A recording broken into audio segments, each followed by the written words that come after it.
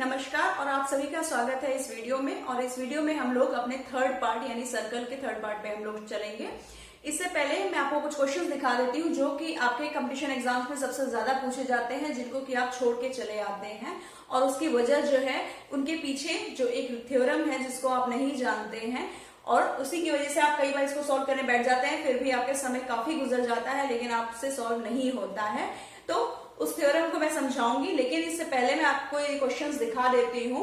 ये सारे क्वेश्चंस आपके बेसिक टू एडवांस क्वेश्चंस हैं जो कि आपके कंपटीशन एग्जाम्स में पूछे जा चुके हैं, और इन्हीं के टाइप क्वेश्चंस हमेशा रिपीट होते रहते हैं।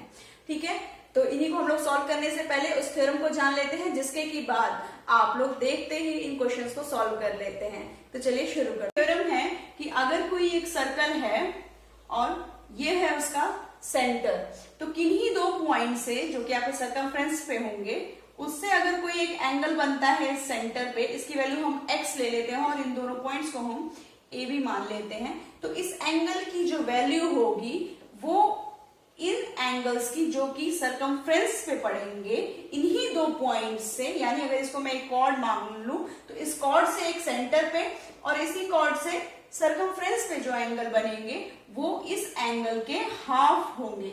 लेकिन इसमें कंडीशन क्या है कि इसकी डायरेक्शन नीचे होनी चाहिए, इनकी डायरेक्शन नीचे होनी चाहिए। इस तरह से ये अगर यहां से टच करते हुए भी अगर कोई एंगल बनता है, यानी एक साइड इसकी इसी को थोड़ा सा बढ़ा देंगे आप, तो ये भी इसका हाफ ही होगा।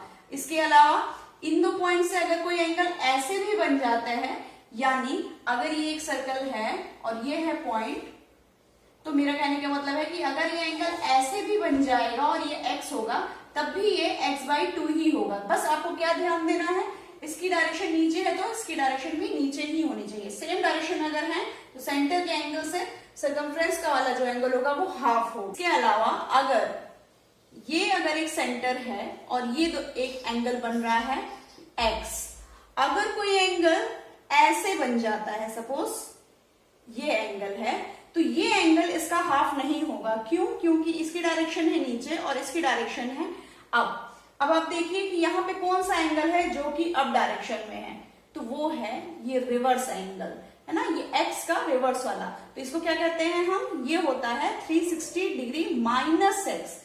जो भी इसकी वैल्यू होगी उसका 360 से माइनस कर देंगे, इसकी वैल्यू आ जाएगी। अब इस एंगल का जो डायरेक्शन है वो अप है, और आप देख रहे हैं इसकी डायरेक्शन भी अप है, इस एंगल की भी। यहाँ पे जितने भी एंगल बनेंगे इन दोनों पॉइंट से, इनकी डायरेक्शन अप है, तो ये वाले एंगल इस एंगल के हाफ होंगे। यानी अगर ये 360 डिग्री माइनस x को हम y मान लें तो ये एंगल आपका y/2 होगा। तो आपको समझ में आ गया, तो ये थ्योरम आपको समझ में आ गई है। अब चलते हैं क्वेश्चंस की तरफ। सबसे पहला क्वेश्चन है आपका, यहाँ पे x और y की वैल्यू फाइंड करनी है। सेंटर है O और दो पॉइंट से एंगल आपके सेंटर पे बन रहा है 120 डिग्री।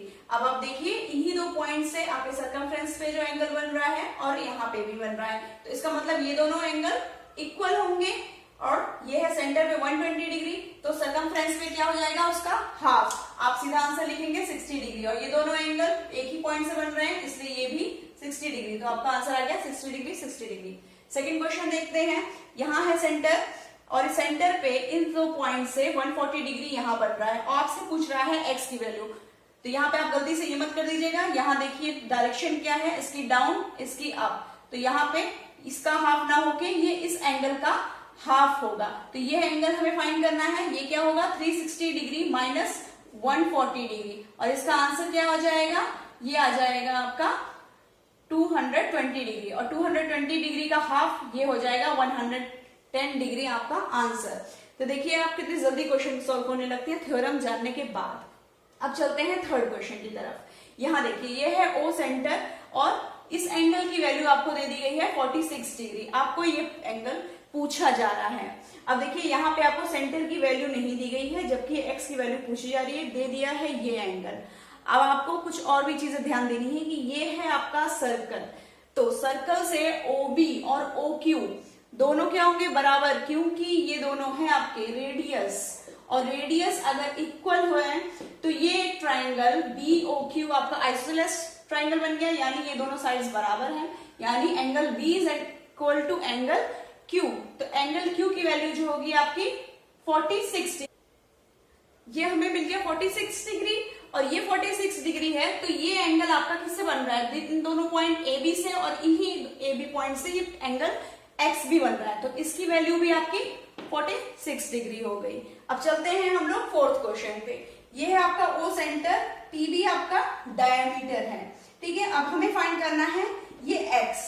अब देखिए इन्हीं ए बी से आपका एंगल पी भी बन रहा है, तो एंगल पी क्या होगा, ये सेंटर पे 80 है, तो यहाँ आपका ऑटोमेटिकली 40 डिग्री हो गया।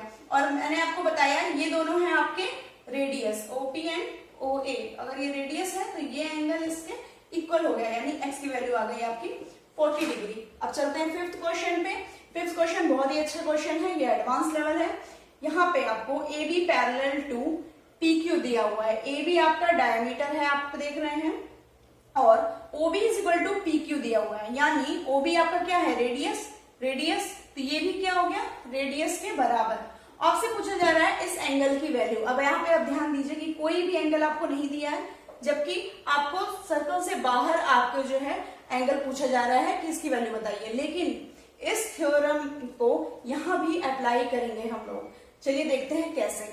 यहाँ पे आपको क्या करना है, यहां से एक कंस्ट्रक्शन आप अगर कर दें तो आप देखिए ये दोनों जो साइड्स हैं ये पैरेलल हैं और इक्वल हैं, तो आपको पैरेललोग्राम की थ्योरम पता है, अगर अपोजिट साइड्स हमारी इक्वल एंड पैरेलल होती हैं, अगर ये ए बी है ये पी क्यू है, तो A B parallel to P Q है और A B is equal to P Q है, तो ए बी पी क्यू हमारा पैरेललोग्राम होगा। तो हमारा ओ पी क्यू बी एक पैरेललोग्राम बन गया है, ये साइड इसके इक्वल एंड अपोजिट और पैरेलल है। तो इस तरह से अगर हम पी बी एक लाइन जोड़ दे तो ये हमारा क्या हो जाएगा, बाइसेक्टर, ये इस एंगल को बराबर काटेगा। अब एक चीज इसमें आपको और ध्यान देने वाली है कि ये हमारा डायमीटर है, और डायमीटर पे यानी ये एंगल आपका कितना होगा, 180 डिग्री।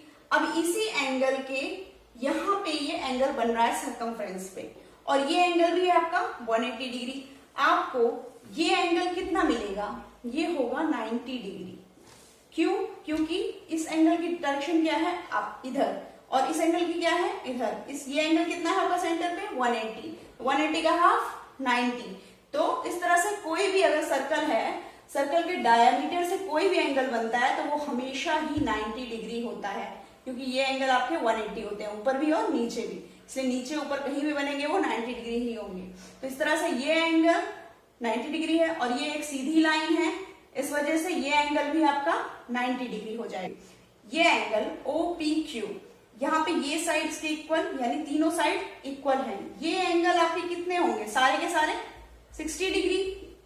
और ये है एक पैरेललोग्राम, और पैरेललोग्राम का जो डायगोनल होता है ये इस एंगल को बराबर में काटेगा, यानी ये दोनों एंगल आपके कितने होंगे, 30 डिग्री, ठीक है, 30 डिग्री। तो ये 30 डिग्री है अगर, तो ये एंगल कितना होगा, आपको पता है ये पूरा का पूरा एंगल आपका कितना था, 90, तो ये एंगल सिर्फ 30 है, तो ये कितना बचेगा आपका, सिर्फ क्यू पी आर कितना हो जाएगा, एंगल क्यू पी आर होगा आपका 60 डिग्री, ये 60 डिग्री है।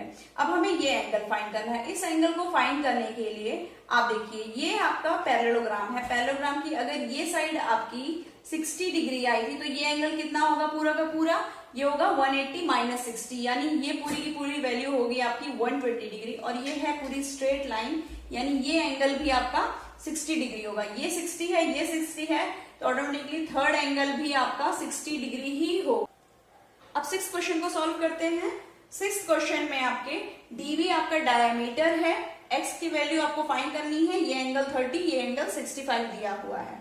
अब आप देखिए ये है डायमीटर, तो डायमीटर से जो भी एंगल सर्कमफ्रेंस बनेगा वो एंगल होगा आपका 90 डिग्री, ठीक है। तो ये है 90 डिग्री, ये है आपका 30 डिग्री, तो 90 30, तो इसकी वैल्यू क्या मिल जाएगी आपको, ये मिल जाएगी आपको, ये हो जाएगा 120 डिग्री, और इसकी वैल्यू हो जाएगी 60 डिग्री, और ये 60 डिग्री है, तो ए बी पॉइंट से आपका एक्स भी बना है और 60 डिग्री भी बना है, तो इसकी वैल्यू आ जाएगी आपको 60 डिग्री। यहाँ पे कभी कभी कंफ्यूज करने के लिए ऐसे दे दिया जाता है, जैसे मैंने आपको दे दिया।